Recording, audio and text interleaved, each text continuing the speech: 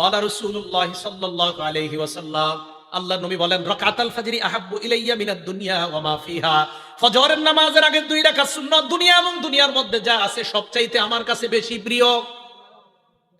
ফজরের নামাজের সুন্নতটা যদি পারেন বাসায় পড়বেন। ঘড়ির দিকে তাকাইছেন, তাকায় দেখেন 20 মিনিট বাকি আছে, বাস সুন্নতটা বাসায় পড়েন। এক, প্রথম কাজ সুন্নত বাসায় যদি পারেন আর কি বাসায় পড়েন। দ্বিতীয় কাজ, ফজরের সুন্নতে প্রথম রাকাতে কুল ইয়া আইয়ুহাল কাফিরুন পড়বেন, দ্বিতীয় রাকাতে কুল হুয়াল্লাহ। বলেন প্রথম রাকাতে কোন সূরা? আইয়ুহাল কাফিরুন, দ্বিতীয় রাকাতে কুল হুয়াল্লাহু আহাদ। নবীজি মসজিদে আসছে, তো এক সাহাবা নামাজ পড়তেছে, আল্লাহু আকবার। তো নামাজের সূরা ফাতিহা পড়ার পর উনি আস্তে আস্তে পড়তেছে কুল ইয়া আইয়ুহাল কাফিরুন প্রথম রাকাতে। তো নবীজি শুনে ফেলছে আস্তে কানে দিয়া। তো নবীজি শোনার পর বললেন, হাযা আব্দুন আরাফা রাব্বাহ, এই ব্যক্তি তার রবকে চিনতে পারছে। দ্বিতীয় রাকাতে সাহাবা পড়লেন কুল হুয়াল্লাহু আহাদ, আল্লাহ নবী বললেন, হাদা আব্দুন আমানা বিরব্বি, এই ব্যক্তি তার রবের উপর পরিপূর্ণ ঈমান আনছে। এজন্য আজকে থেকে আমলটা মনে রাখবেন, ফজরের সুন্নতে প্রথম রাকাতে কুল ইয়া আইয়ুহাল কাফিরুন, দ্বিতীয় রাকাতে কুল হুয়াল্লাহ। আরেকটা সুন্নতে আমলটা করবেন, বলবো?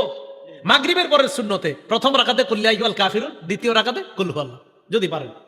বাকি ফজরের সুন্নতে প্রথম রাকাতে কুল ইয়া আইয়ুহাল কাফিরুন, দ্বিতীয় রাকাতে কুল হুয়াল্লাহ। এটার দ্বারা কি উদ্দেশ্য জানেন? কুল ইয়া আইয়ুহাল কাফিরুনের মাধ্যমে প্রথম রাকাতে আপনি বুঝাইতেছেন আমি যত শিরিক সব বর্জন করলাম, দ্বিতীয় রাকাতে কুল হুয়াল্লাহ পড়ার মাধ্যমে বলতেছেন আমি আল্লাহর একত্ববাদ স্বীকার করে আমার দিন শুরু করলাম। আরেকটা আমল যদি পারেন, যদি সম্ভব হয়, এটা ওলামারা পারবে, আপনারা যদি পারেন আর কি, কোরআন শরীফ মুখস্থ সাধারণদের মধ্যে মুখস্থ করার একটা আয়াত মুখস্থ করতে পারবেন না ইনশাআল্লাহ? সূরা বাকারার 136 নম্বর আয়াত ফজরের প্রথম রাকাতে মাঝে মাঝে, সূরা বাকারার 136 নম্বর আয়াত, আল্লাহ বলেন, কুলু আমান্না বিল্লাহি ওয়া মা উনজিলা ইলাইনা ওয়া মা উনজিলা ইলা ইব্রাহিমা ওয়া ইসমাঈলা ওয়া ইসহাকা ওয়া ইয়াকুবা ওয়াল আসবাতি ওয়া মা উতিয়া মূসা ওয়া ঈসা ওয়া মা উতিয়ান নাবিয়্যুনা মির রাব্বিহিম লা নুফাররিকু বাইনা আহাদিন মিনহুম ওয়া নাহনু লাহু মুসলিমুন। এটা এক রাকাতে, ফজরের প্রথম রাকাতে। ফজরের নামাজের দ্বিতীয় রাকাতে পড়বেন সূরা আলী ইমরানের 64 নম্বর আয়াত। ওই আয়াতে আল্লাহ পাক রব্বুল আলামিন বলেন, কুল ইয়া আহলাল কিতাবি তাআলাউ ইলা কালিমাতিন সাওয়াইন বাইনানা ওয়া বাইনাকুম আল্লা না'বুদা ইল্লাল্লাহ ওয়া লা নুশরিকা বিহি শাইআ ওয়া লা ইয়াত্তাখিযা বা'দুনা বা'দান আরবাবাম মিন দুনিল্লাহ ফাইন তাওয়াল্লাউ ফাকুলু আশহাদু বিআন্না মুসলিমুন। ফজরের প্রথম রাকাতে কুল ইয়া আইয়ুহাল কাফিরুন, দ্বিতীয় রাকাতে কুল হুয়াল্লাহ। যদি পারেন মাঝে মাঝে প্রথম রাকাতে সূরা বাকারার 136 নম্বর আয়াত, দ্বিতীয় রাকাতে সূরা আলী ইমরানের 64 নম্বর আয়াত। তাহলে এবার আসেন, প্রথমে গেল ফজরের সুন্নত, বেশি সময় থাকলে ঘরে পড়ে নেবেন। দ্বিতীয় নম্বরে গেল প্রথম রাকাতে কুল ইয়া আইয়ুহাল কাফিরুন, দ্বিতীয় রাকাতে কুল হুয়াল্লাহ। যদি পারেন মাঝে মাঝে প্রথম রাকাতে সূরা বাকারার 136 নম্বর আয়াত, দ্বিতীয় রাকাতে 64 নম্বর, মুসলিম শরীফের হাদিসে আছে আলী ইমরানের 64 নম্বর আয়াত।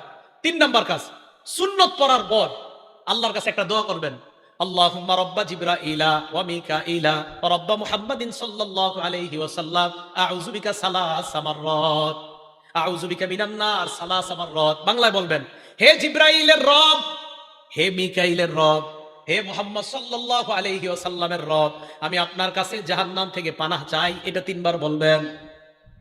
ফজর পড়লেন, সুন্নত পড়লেন, সুন্নতের পর আল্লাহর কাছে বলবেন, আল্লাহ জিবরাইলের রব, মিকাইলের রব, মুহাম্মদ সাল্লাল্লাহু আলাইহি সাল্লামের রব, আমি আপনার কাছে জাহান্নাম থেকে পানাহ চাই। 3 বার বলবেন। এটা বলার পর চতুর্থ কাজ, ফজরের সুন্নত পড়া বিবির দিকে তাকাইবেন। যদি ঘরে পড়েন, কার দিকে তাকাবেন? বিবির দিকে তাকানোর পর আম্মা জান আয়েশা বলেন, আল্লাহ নবী আমার দিকে তাকানোর পর ফাইন কুনতু মুস্তাইকিজাতান, আমি যদি জাগ্রত থাকতাম, হাদ্দাসানি, আল্লাহ নবী আমার সাথে কথা বলতেন। তাহলে মনে রাখবেন, ফজরের সুন্নত পড়ার পর বিবির দিকে তাকানোর পর যদি দেখেন বিবি জাগ্রত, কথা বলবেন। এই নিয়তে কথা বলবেন, আমার নবী তার বিবির সাথে কথা বলতেন, আমিও বিবির সাথে কথা বললাম, আল্লাহ নবীর সুন্নত আদায় হয়ে যায়। আম্মা জান বলেন, ফাইন কুনতু নাইমা, নবী আমার দিকে তাকায় যদি দেখতেন আমি ঘুমন্ত, আই কজানি, আমাকে জাগায়া দিতেন। তাহলে সুন্নত পড়ার পর বিবির দিকে তাকানোর পর আপনার 2 কাজ। 1 নাম্বার, যদি দেখেন বিবি জাগ্রত, কথা বলবেন। যদি দেখেন বিবি ঘুমন্ত, তাহলে বিবিকে জাগায়া দিবেন। এই গেল চতুর্থ আমল। পঞ্চম আমল যদিও করতে বলবো, আমি বলবো আপনারা বেশিক্ষণ করেন না। আম্মা জান আয়েশা বলেন, নবী যখন দেখতেন ফজরের অনেক সময় বাকি আছে, আল্লাহ নবী সুন্নত পড়ার পর ইত্তজা আলা শিক্কিহিল আইমান, নবীজি ডান কাত হয়ে একটু শুইতেন। আপনারা শুইলে তো ঘুমাই যাবেন। ফজরের সুন্নত পড়ার পর হযরত বেলাল ডাকার আগ পর্যন্ত নবীজি একটু ডান কাত হয়ে শুইতেন, আপনারা তো ঘুমাই যাবেন। আপনারা কি করবেন? পুরাটা করা দরকার নাই, একটু ডান কাত হয়ে শুয়ে আবার উঠে যাবেন। কেন? আমার নবীজি করছে তাই করলাম। সুবহানাল্লাহ, নবীজি করছেন তাই আমি একটু নবীর সুন্নত পালন করলাম। কি বলেন? ইনশাআল্লাহ করা যায় না? যদি ঘরে করেন আর কি। আল্লাহ তৌফিক দান করেন। এটা যারা তাহাজ্জুদ পড়ে তারা কিন্তু এই আমলগুলা করে নিয়মিত। আল্লাহ আমাদের সকলকে আমলগুলা করার তৌফিক দান। ভাই, একদিন নবীর সুন্নত পালন করেন না, একটা দিন করেন, অন্তত কিয়ামতের মাঠে বলতে পারবেন তো একটা দিন করেন না। যে আল্লাহ আমি ঘরে সুন্নত পড়ছিলাম, সুন্নতের পর বিবিরে জাগ্রত করেছিলাম, বিবির সাথে কথা বলেছিলাম, আল্লাহ এরপর আমি একটু ডানকাত হয়ে শুয়েছিলাম, এই আমলগুলো তোমার নবী করতো, আমিও করছি। এই গেল ফজরের ব্যাপারে আলোচনা, ফজরের নামাজ এবং 5 ওয়াক্ত নামাজের ব্যাপারে আলোচনা। এখন আরেকটা কথা বলবো নামাজের ব্যাপারে, সে বলবো জামাতে নামাজ আদায় করা। কিভাবে নামাজ আদায় করা? জামাতে। বুখারী শরীফের 645 নম্বর হাদিস, ক্বালা রাসূলুল্লাহ সাল্লাল্লাহু আলাইহি ওয়াসাল্লাম, আল্লাহ নবী বলেন, সালাতুর রাজুলি ফিল জামাআ তাবদুলু সালাতাল ফাজরি বি27 দারাজা। নবীজি বলেন, জামাতের সাথে নামাজ আদায় করা, একাকী এক ব্যক্তি নামাজ আদায় করলো, আমি একা নামাজ পড়লাম, উনি জামাতের সাথে নামাজ আদায় করলো, আল্লাহ নবী বলেন যে ব্যক্তি জামাতে পড়লো তার আমল নামায় আল্লাহ 27 গুণ বেশি সওয়াব দিয়ে দেয়। কয় গুণ? 27 গুণ। রিয়াজুস সলিহিনের একটা হাদিস শুনে, একটা কিতাব আছে রিয়াজুস সলিহিন, ইমাম নববীর লেখা। এক অন্ধ সাহাবা নবীজির কাছে আসছে, আসার পর আল্লাহ নবীকে বললেন, হুজুর লাইসা লি কাইদুন ইয়াকুদুনি ইলাল মসজিদ, হুজুর এমন কেউ নাই, একটু আপনার হাতটা ধরি, হ্যাঁ এইভাবে হাতে ধরে মসজিদে নিবে এমন কেউ নাই। তো নবীজি বললেন, তো তুমি কি বলতে চাও? হুজুর আমি অন্ধ। তো অন্ধ হয়েছে তো কি হয়েছে? অন্ধ মানুষ তো হুজুর, আমি যে কারো হাত ধরে আসবো বা কেউ আমার ধরে আনবে এরকম নাই, তুমি কি বলতে চাও সেটা বলো। হুজুর আমি কি বাসায় নামাজ পড়লে হবে, ঘরে নামাজ পড়লে হবে? তখন নবীজি একটু চিন্তা করে বলেন, হ্যাঁ ঠিক আছে, ঘরে নামাজ পড়ে যাও। এতটুকু বুঝছেন সবাই? অন্ধ সাহাবা, মসজিদে আসার মতো কেউ নাই, নবীজি বললেন হ্যাঁ ঘরে নামাজ পড়ো। হাদিস কিন্তু শেষ হয় নাই, একটু শুনে কেউ দৌড় দেন না, পুরোটা শোনেন। ফালাম্মা ওয়াল্লাহ, অন্ধ সাহাবা যখন বাড়ির দিকে রওনা করছে, দাআহু, নবীজি ডাকছে, এই শোনো শোনো শোনো, হাল তাসমাউ নিদা, তুমি কি বাসায় যখন থাকো আজানের আওয়াজ শোনো? জি হুজুর আজান তো শুনি। নবীজি বললেন ফাজিব, তাহলে নামাজে আসো। তাহলে কোথায় আসো?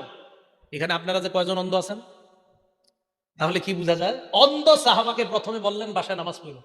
আজান শুনো নি? কয় জি হুজুর শুনি। মসজিদে আসো। এখন তো মাশাআল্লাহ মাইকের আওয়াজ মুখের চেয়ে আরো কম যায় না বেশি যায়? তো কি পরিমাণ নামাজে আসা উচিত। ভাই জামাত মিস করেন না, পুরুষরা জামাত মিস করেন না, জামাতে আইসেন। আল্লাহ আমি সহ আমাদের সকলকে জামাতের প্রতি গুরুত্ব দিয়ে যেন আমরা সালাতগুলো আদায় করতে পারি, আল্লাহ তৌফিক দান করেন। রমজান পরবর্তী কয় কাজ? এই 4 নাম্বার নামাজ পড়া, নামাজ ছেড়ে না দেওয়া। 5 নাম্বার নিয়মিত কোরআন তেলাওয়াত করা। রমজানে মানুষ রমজানের বাহিরে কোরআন না পড়লেও রমজানে একটু হলে কোরআনটা খুলতে চায়, একটু খুলে কোরআনের প্রতি আগ্রহ থাকে। ওলামায়ে কেরামের জন্য তো উচিত 10 দিনে 1 খতম পড়া।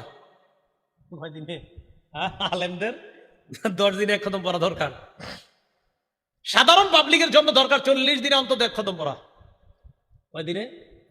আপনাদের কৃতি সন্তান মুফতি ফজলুল হক আমিনী রহমতুল্লাহ আলাইহি মরার আগেও 7 দিনে 1 খতম কোরআন শরীফ পড়ছে। না বুঝাইতে পারি নাই, উনি তো আমগো সন্তান না, আপনাদের এলাকার সন্তান, এই পাশের সরাইলের। 7 দিনে 1 খতম কোরআন শরীফ। অবাক, হাউ ইজ ইট পসিবল? কিভাবে সম্ভব? এত একজন ব্যস্ত মানুষ মরণের আগেও ওই 69 বছর বয়সও 7 দিনে 1 খতম কোরআন শরীফ।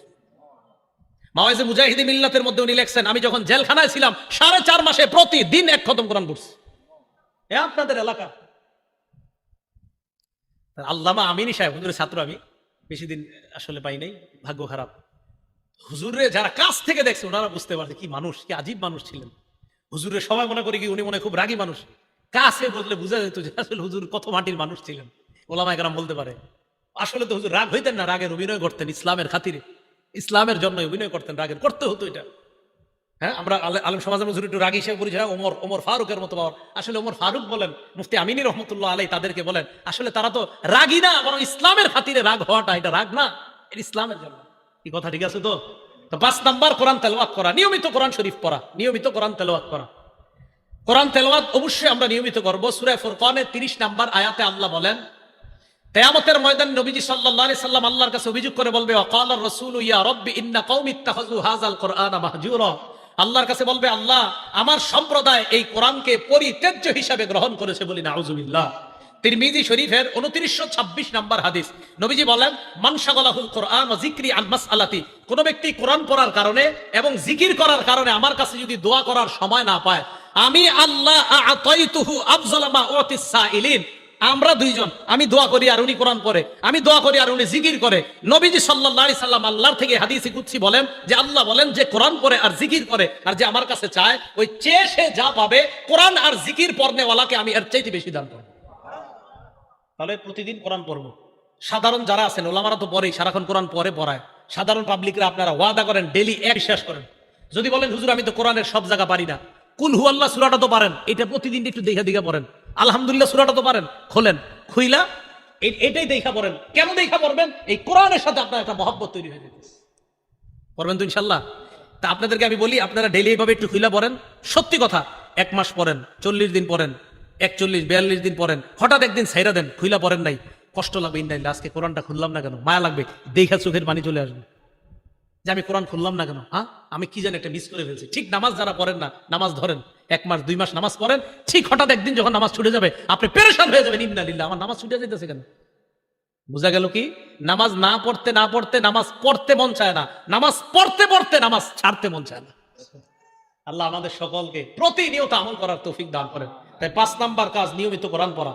6 নাম্বার আল্লাহর জিকির করা। বলেন কি করা? লা ইলাহা ইল্লাল্লাহ, সুবহানাল্লাহ, আলহামদুলিল্লাহ, আল্লাহু আকবার, এই জিকির করা।